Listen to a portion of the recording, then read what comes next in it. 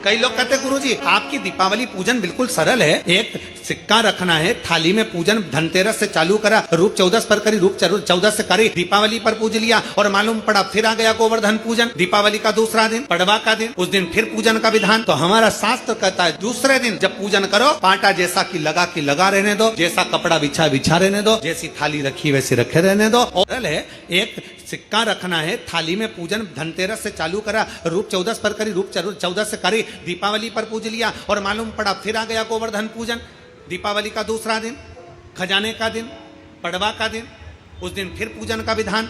तो हमारा शास्त्र कहता है दूसरे दिन जब पूजन करो पाटा जैसा की लगा रहने दो, जैसा कपड़ा बिछा रहने दो, जैसी थाली रखी वैसे रखे रहने दो। और गोवर्धन पूजन वाले दिन भगवान गोवर्धन नाथ जी का नाम लेकर माता लक्ष्मी का स्मरण कर कर फिर 2 दिए लगाना है। 2 दीप, अब की बार तेल का दीप नहीं आएगा, दोनों दिए घी के लगेंगे और दोनों ओर लगेंगे, लक्ष्मी जी के सीधे हाथ पर भी और उल्टे हाथ पर भी घी का दिया लगा दो। अखंड नहीं लगेगा, थोड़ी देर के लिए लगाना है और लगाकर उन्हीं दीप को लगाकर माता के पूजन कर लो। गोवर्धन पूजन वाले दिन, पड़वा के दिन जैसी पूजन रोज करी वैसी की वैसी चंदन रोली मोली हल्दी जो भी है वो चढ़ाकर पूजन करो। केवल एक कमलगट्टा, एक हल्दी की गठान और एक कमरबेल का टुकड़ा समर्पित कर कर भाव से प्रेम से भोग लगाकर आरती कर लो। वही 2 दिए से जो रखे हैं उन्हीं 2 दिए से आरती कर लीजिए और माता को प्रार्थना कर कर अपने घर में रखिए। फिर माता का स्मरण कर कर झोली पसार कर प्रणाम करो, माँ तू कृपा करने वाली। ये सारी पूजन जितने दिन की कर रहे हो सब शाम के समय करिए, प्रदोष काल में शाम। दीपावली पूजन का मुहूर्त देख लो, रात का हो तो रात का समय देखकर आराम से करो, पर बाकी की जितनी पूजन 4 दिन की सब प्रदोष काल में करो, सब प्रदोष। और माँ से प्रार्थना कर कर माता को नमन कर भाव से निवेदन।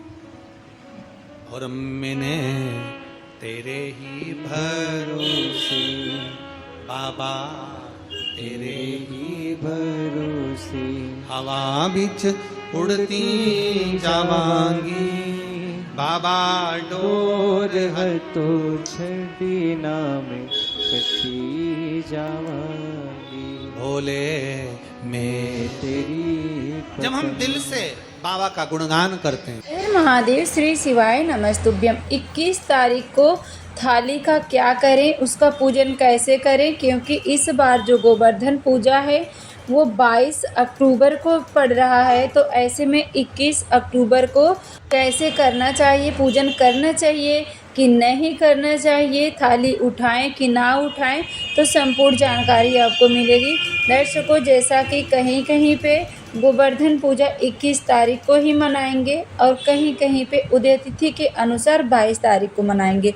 तो यदि आपके यहाँ 21 तारीख को मनाया जा रहा है तो जैसा आपको विधान बताया गया है उस विधि से आप पूजन करिएगा। 2 हल्दी की गांठ, 2 अमर बेल के टुकड़े और 2 कमलगट्टा रख करके आप जिस तरह से अक्षत, हल्दी, पीले चावल से पूजन कर रहे थे, रोली से, मौली से, उसी तरह से आपको पूजन करना है। 5 घी के दिए लगाने हैं।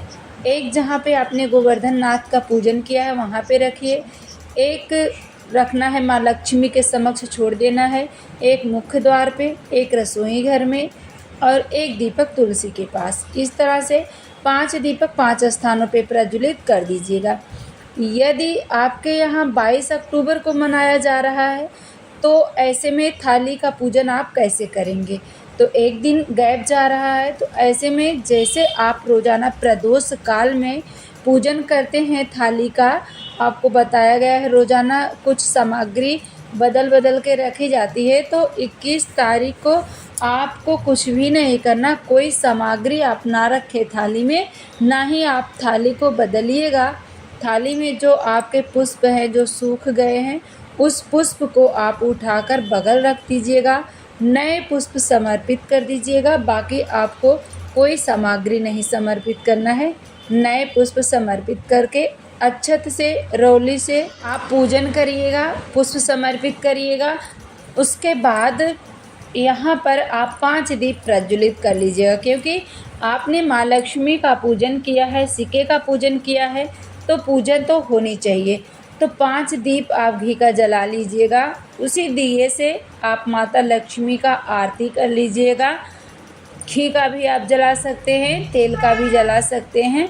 उसके बाद इन सभी दिए को एक दिया आप माँ लक्ष्मी के समक्ष रख दीजिएगा, छोड़ दीजिएगा। और बाकी जो दिए हैं सभी दिए को एक दिया घर के मुख्य द्वार पे लगा दीजिएगा, एक रसोई घर में रख दीजिएगा, एक तुलसी के पास रख दीजिएगा, एक दिया आप हॉल में या जहाँ भी रखना चाहते हैं घर में पवित्र स्थान पे आप रख दीजिएगा। इस तरह से आप 21 अक्टूबर को पूजन कर सकते हैं। यदि आपके यहाँ गोवर्धन पूजा 21 तारीख को नहीं मनाई जा रही है तो आप इस विधि से पूजन करिएगा। यदि आपके यहाँ 21 तारीख को ही गोवर्धन पूजा मनाया जा रहा है तो जैसा आपको विधान बताया गया है, पूजनीय पंडित जी जैसा आपको विधान बताए हैं, 2 हल्दी की गांठ, 2 अमरबेल के टुकड़े और 2 कमलगट्टा और 5 घी का दीपक, मिष्ठान 2 मिष्ठान होना चाहिए इसमें अलग अलग। और इसमें अन्नकूट का भी प्रयोग किया जाता है, जैसे लाई चूड़ा जो भी आपके पास है उसे भी आप माँ लक्ष्मी को समर्पित करिएगा। इस तरह से पूजन करें, आपके घर में माँ लक्ष्मी सदैव विराजमान रहेंगी, घर में सुख शांति समृद्धि बनी रहेगी। तो जो भी भाई बहन चैनल पे पहली बार आए हैं, अभी तक आपने चैनल को सब्सक्राइब नहीं किया तो सब्सक्राइब भी ज़रूर करिएगा, ताकि इस तरह की जो भी वीडियो हो हम सबसे पहले आपके पास पहुंचा सके। और बताइएगा कि आपको मेरी वीडियो कैसी लगी। वीडियो अच्छी लगी तो कमेंट करके आप ज़रूर बताइएगा, एक लाइक ज़रूर दें। हर हर महादेव, जय माता दी, श्री शिवाय नमस्तुभ्यम। पहले भी कहा, आज फिर कह रहे हैं, अगर कर्जा ज़्यादा बढ़ रहा है, चूक नहीं रहा, कमाई उतनी हो नहीं रही कि कर्जा चूक जाए, तो कर्जे को समाप्त करने के लिए कार्तिक के महीने में प्रतिदिन आंवले के पेड़ के नीचे 5 घी के दिए उसमें पीली सरसों डालकर जलाना प्रारंभ कर देना। कार्तिक के महीने में अगर कर्जा चूक नहीं रहा, लक्ष्मी आ नहीं रही, संपदा दिख नहीं रही, कोई व्यापार नहीं, कोई व्यवसाय नहीं, कोई काम नहीं, बहुत परेशानी है, तो पूरा कार्तिक का महीना, पूरा महीना कार्तिक का घर से कोई भी व्यक्ति जाकर 5 दिए लगाए, घी के, फूल बत्ती के, लंबी नहीं, फूल बोल बत्ती। तेरी कृपा बिना न हिले एक भी अणु, लेते हैं श्वास तेरी कृपा से तनु तनु। ये कृपा वही करता है तब। देवराज